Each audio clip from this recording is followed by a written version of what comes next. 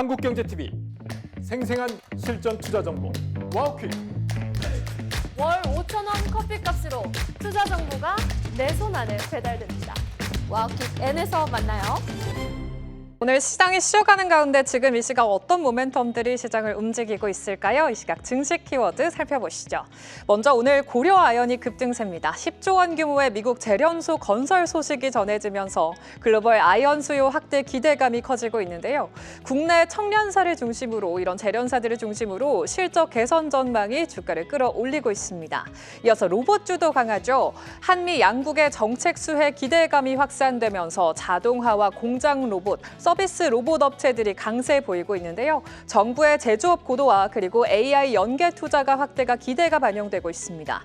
이어서 우주항공 관련주들 상승세 지속하고 있습니다. 스페이스X가 내년 IPO를 본격적으로 추진할 거라는 모멘텀이 지속되면서 글로벌 우주 산업에 대한 기대감이 이어지고 있는데요. 국내 우주항공 소재 부품 업체 중심으로 매수세가 유입되고 있습니다. 반면에 반도체 업종은 오늘 하락세를 보이고 있습니다. 브로드컴을 중심으로 AI 거품론이 부각되면서 투자 심리 위축되고 있는데요.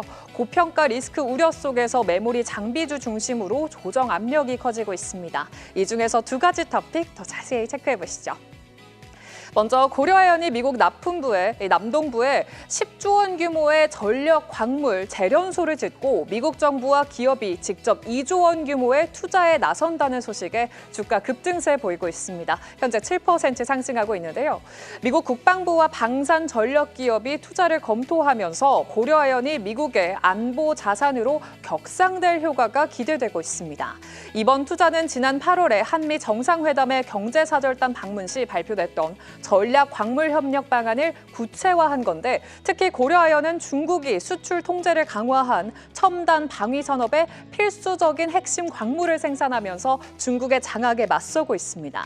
고려아연이 생산하고 있는 이 전략 광물들을 살펴보면 먼저 안티모니는 탄약이나 전자장비 등 군수 산업에 꼭 필요한 소재인데 미국의 대중 수입 의존도가 76%에 달하고 있고요. 그리고 비스무트는 원전 냉각제나 반도체 열전 소재로 활용이 되고 있는데 미국의 대중 수입 의존도는 67%에 달하고 있습니다. 고려아연은 이미 미국 방산기업 로키트 마틴과 계류만용 공급 계약을 체결했고요. 안티모니 역시 올해부터 미국으로 수출을 시작했습니다.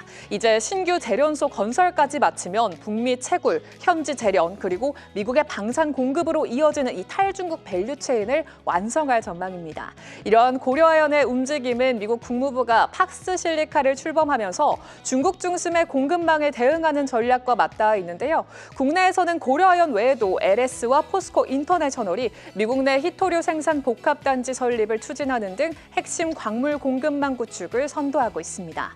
이런 정부 차원의 외교적인 협력과 함께 기업들이 공급망 전반에서 역할을 확대해가고 있는데 이런 핵심 광물 분야에서 우리 기업들의 입시 역시 더 커질 것으로 전망됩니다. 그런 만큼 관련주 투자는 어떻게 해나가야 할지 잠시 후 전문가 진단으로 들어보시죠. 이어서 반도체 소식도 확인해 볼까요? 최근 미국의 오라클 실적 부진 등으로 AI 거품론이 다시 고개를 들었습니다. 잊을만 하면 다시 찾아오는 버블론에 이렇게 반도체를 믿어도 되는 건지 투자를 계속해도 될지 고민되는 투자자분들 계실 텐데요.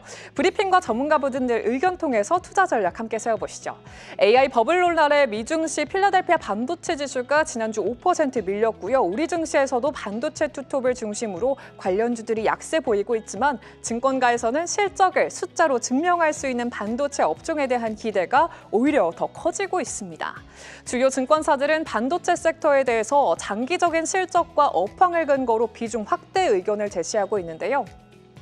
특히나 흥미로운 점은 이렇게 AI 시대의 고부가 디램의 대표 주자인 HBM과 그동안 중저가로 여겨졌던 범용 디램 간의 수익성 격차가 좁혀지고 있다는 분석입니다. HBM 생산에 집중하면서 범용 디램의 공급 부족이 심화되었기 때문인데요. 글로벌 투자은행 UBS는 내년 2월에 마이크론 기준 범용 디램의 매출 총 이익률이 67%로 HBM의 62%를 오히려 앞지를 거라고 전망을 했습니다. HBM 가격이 비싼 비싸서 D램보다 HBM에 집중을 해왔는데 공급 부족에 D램이 HBM 이익률을 웃도니까 삼성전자나 SK하이닉스 모두 HBM과 함께 최신 범용 D램 생산량도 동시에 늘리는 투트랙 전략으로 선회를 하고 있죠. 이러한 수급 구조 변화로 반도체 시장이 기존의 슈퍼사이클을 넘어서 메가사이클로 진입할 가능성이 크다는 전망도 나오고 있습니다.